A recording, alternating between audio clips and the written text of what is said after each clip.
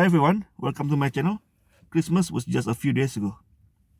Today I will be talking about prophets whose birth mentioned as good tidings in Quran. We will start with Isaac and Jacob from Surah As-Safat, this chapter 37, verse 112. We later gave him good news of Isaac, a prophet, and one of the righteous. We blessed him and Isaac as well. Some of their descendants did good, while others clearly wronged themselves.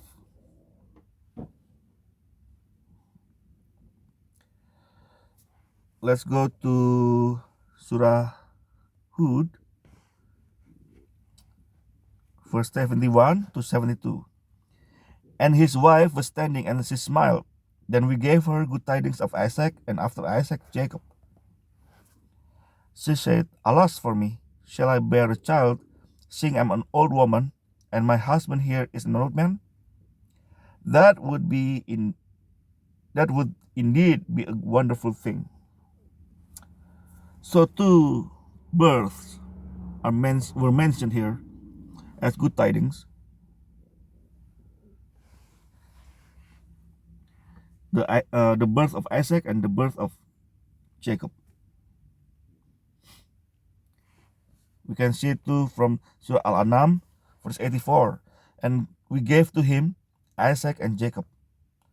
All we guided, and Noah we guided before, and among his descendants, David and Solomon and Job and Joseph and Moses and Aaron. Thus do we reward the doers of good. Now we will see from Surah Al-Imran the birth of John the Baptist, or Yahya. I will read it from Sahih International. So the angels called him while he was standing in prayer in the chamber. Indeed, Allah gives you good tidings of John, confirming a word from Allah, and honorable, abstaining from women, and a prophet from among the righteous. So his birth was also mentioned as good tidings, because Zachariah was old and his wife was barren. We can read it in Surah Maryam, I believe. Surah Maryam. We can read it from verse,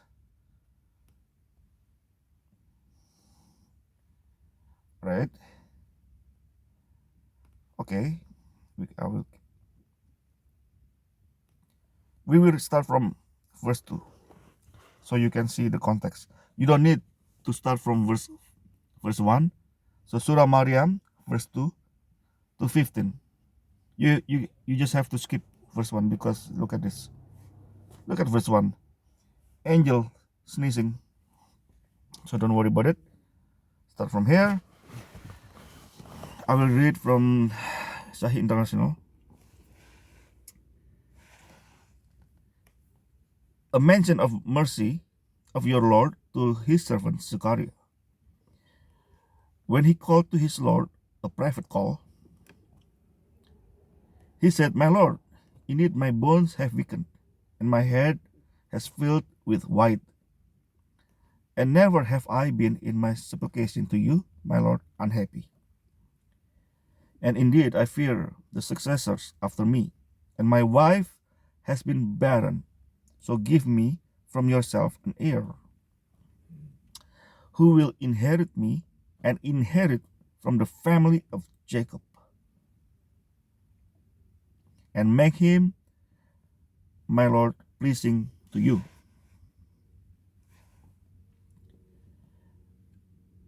O Zechariah, indeed we give you good tidings of boy whose name will be John. We have not assigned to any before this name.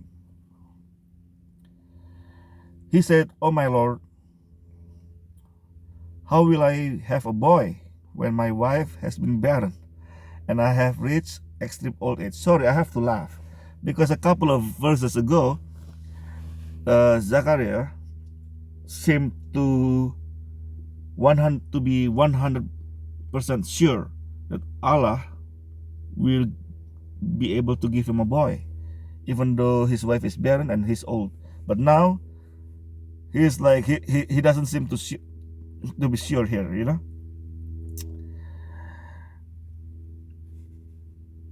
Let's go to verse 9. The angel said, "Your Lord says, it's easy for me, for I created you before when you were nothing." Zechariah said, "My Lord, make for me a sign." He said, "Your sign is that you will not speak to the people for 3 nights." So he came out to his people from the chamber, the prayer chamber, and signaled to them to exalt in the morning and afternoon. "O John, take the scripture with determination," and we gave him judgment, a boy, while he was a boy, an affection from us and purity, and he was fearing of Allah, and dutiful to his parents, and he was not a disobedient tyrant. So peace on him the day he was born, the day he dies, and the day he is raised alive. 14 verses about the birth of John the Baptist. 14 verses. Wow. Allah is quite little bit detailed here. Even this a couple of things like off, is if you compare it with Bible. Allah told Zechariah to be quiet, to be silent for 3 days. In the Bible, it's not Allah who asked.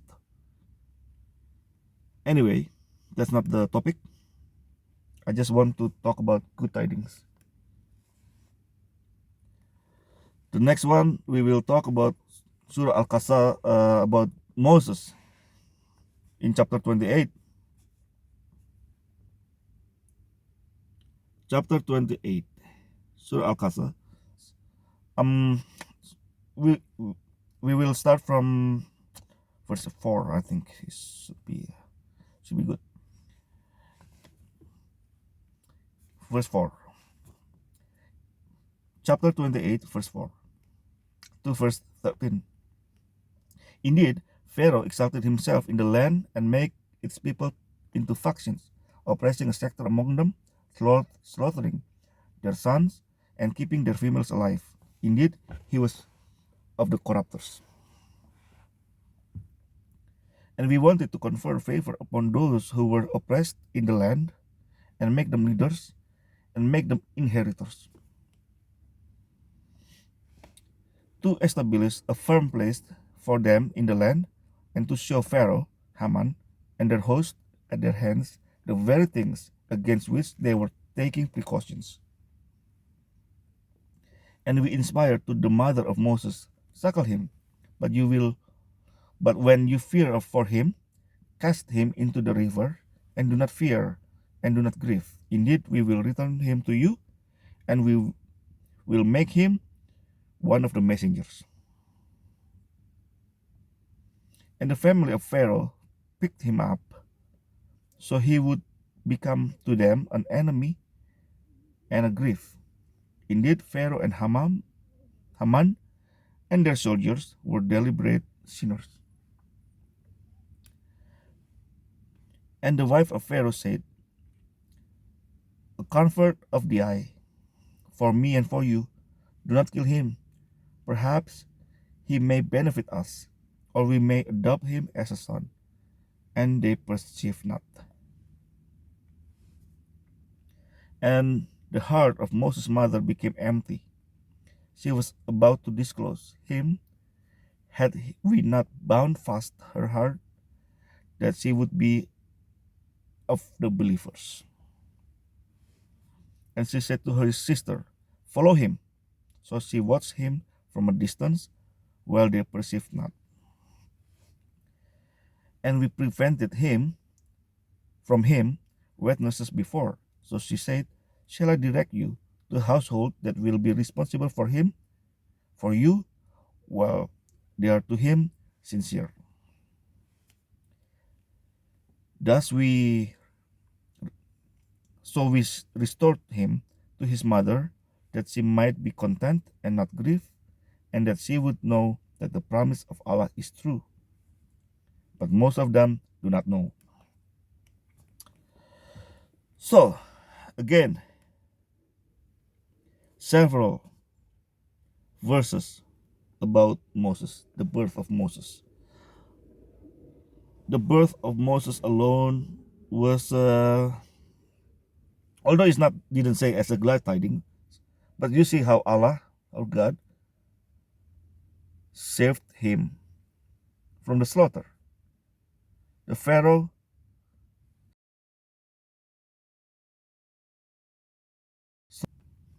and he was saved. So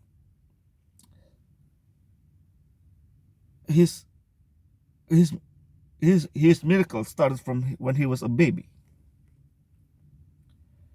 Now we will read about the birth of Jesus.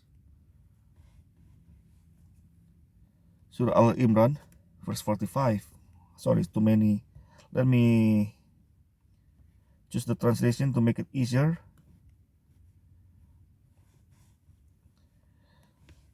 Yeah. Chapter 3, verse 45 to 48. Behold, oh, sorry. I will read from Sahih International. When the angels said, "O Mary, indeed Allah gives you good tidings of a word from him, whose name will be the Messiah, Jesus, the son of Mary, distinguished in this world and hereafter, and among those brought near to Allah." And continue. Verse 46. He will speak to the people in the cradle and in maturity, and will be of the righteous. Verse 47.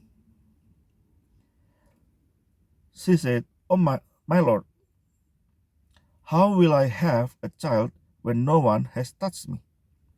The angel said, "Such is Allah. He creates what he wills. When he decrees a matter, he only says to it, 'Be,' and it is." Verse 48. And Allah will teach him writing and wisdom and Torah and the gospel. So, no one, Mary was a virgin. This kind of thing is impossible, because man, except for Adam and Eve, were created from sperm. But Mary, in this case, Mary was remained pure. She remained pure. And again, we can read in Surah 19, verse 16 to,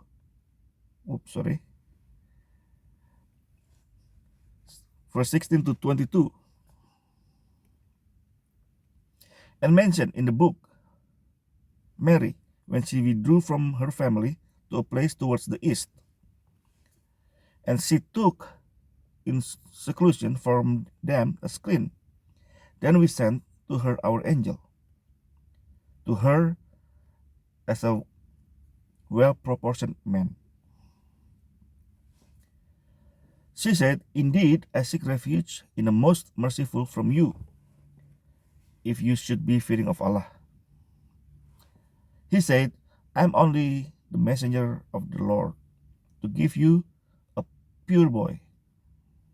But if you read from Yusuf Ali, it says the gift of a holy son. But holy, pure, doesn't matter. Verse 20, she said, how can I have a boy while no man has touched me and I have not been unchaste? He said, thus your Lord says, it's easy for me, and we will make him a sign to the people and a mercy from us. And it is a matter decreed. So she conceived him, and she withdrew with him to a remote place.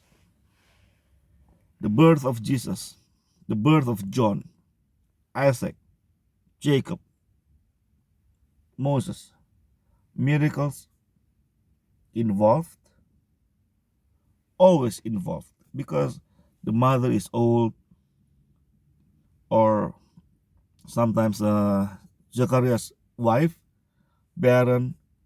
Mary was a virgin. And Moses was supposed to be killed, but he was saved. Their birth were called as good tidings, and Allah telling their births in length in Quran.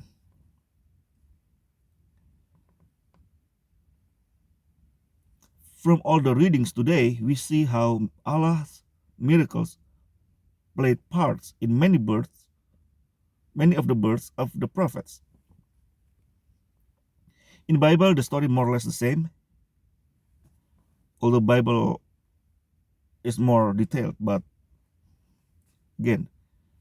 there's one thing Quran never mentioned: the birth of Muhammad. It is strange that Quran and Bible mention all important prophets, major prophets, but not the birth of Muhammad. Muslims always say he's the perfect creation, the perfect man, and Allah did not bother to mention his birthday. Was his birthday not a glad tiding? Not even one verse mentioning the birth of Muhammad in Quran. Sometimes by reading Quran alone, if someone really wants to seek and know the truth, that person can find oddities that lead them to question it and do further reading, which eventually leads into reading other books to compare. Thank you for watching and listening. For those who follow prophets whose birth were announced by God, and for those who follow a prophet whose birth was not even mentioned by God, may God's blessing be upon you all.